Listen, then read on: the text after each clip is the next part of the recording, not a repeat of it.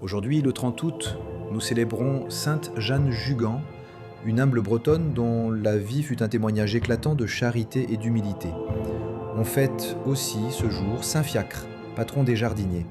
Mais c'est Jeanne Jugan qui retient notre attention. Une femme discrète qui a changé le monde à sa manière, en choisissant d'aimer et de servir les plus pauvres. Jeanne Jugan naît le 25 octobre 1792 à Cancale, en Bretagne, dans une famille de marins. Son père disparaît en mer alors qu'elle est encore enfant, et sa mère, courageuse, doit élever seule 8 enfants dans une extrême pauvreté. Cette enfance rude forge en Jeanne un cœur fort et compatissant. Elle apprend le travail dur dès son plus jeune âge, servir dans des fermes, aider à la maison, gagner quelques pièces pour soutenir la famille. Mais dans son regard d'enfant, une lumière demeure, une foi simple et profonde, nourrie par la prière quotidienne et par la ferveur des habitants de Cancale. Adolescente, Jeanne se distingue par sa bonté et sa piété. Plusieurs fois, on lui propose le mariage, mais elle refuse, confiant à une amie ces mots étonnants. « Dieu me veut pour lui, il me garde pour une œuvre qui n'est pas encore connue. » Ces paroles prophétiques annoncent déjà la mission qui l'attend. Elle se met alors au service des malades à l'hôpital de Saint-Servant, où elle découvre combien la pauvreté et la vieillesse peuvent isoler et briser des vies. Le déclic de sa vocation survient en 1839.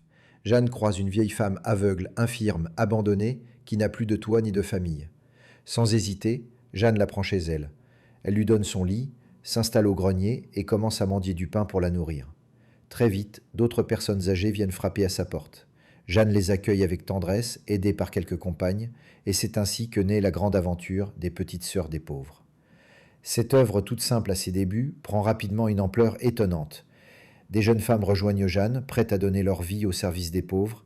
Elles parcourent les rues pour demander l'aumône, elles accueillent les vieillards abandonnés, elles transforment leur maison en foyer chaleureux. Leur règle est claire, vivre pauvrement, dans la confiance en la Providence, et aimer les personnes âgées comme leurs propres parents. Mais Jeanne connaît aussi l'humiliation. En 1843, un prêtre et d'autres responsables de la communauté décident de la mettre à l'écart. Elle, la fondatrice, se retrouve réduite à un rôle secondaire comme une simple sœur.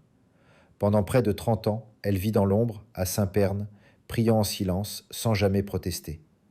Ses compagnes ne découvriront son rôle fondateur qu'à la fin de sa vie.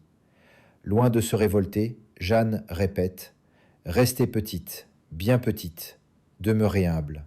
Si vous demeurez toujours petite, le bon Dieu vous bénira. » Elle s'éteint le 29 août 1879, à l'âge de 86 ans, entourée de ses sœurs. Son visage rayonnait de paix. Son œuvre, elle, ne s'éteint pas. Les Petites Sœurs des Pauvres comptent aujourd'hui des maisons dans plus de 30 pays où elles continuent d'accueillir les personnes âgées pauvres, fidèles à l'esprit de leur fondatrice. En 1982, Jeanne est béatifiée par Jean-Paul II, puis en 2009, elle est canonisée par Benoît XVI, qui la présente comme un modèle d'amour humble et de service désintéressé.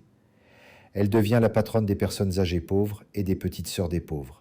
Son message résonne encore aujourd'hui. Dans un monde où les anciens sont parfois mis à l'écart, oubliés ou relégués, Jeanne Jugan nous rappelle qu'ils ont une dignité inestimable. Elle nous invite à poser des gestes simples, une visite, un sourire, une main tendue. Ce sont ces gestes qui changent d'une vie. En ce 30 août, prions Sainte Jeanne Jugan, qu'elle nous apprenne à vivre dans l'humilité et la charité, qu'elle nous donne le courage d'aimer ceux que le monde oublie, et qu'elle nous rappelle que la sainteté n'est pas faite de grandes actions éclatantes, mais de fidélité quotidienne, dans le silence et l'amour.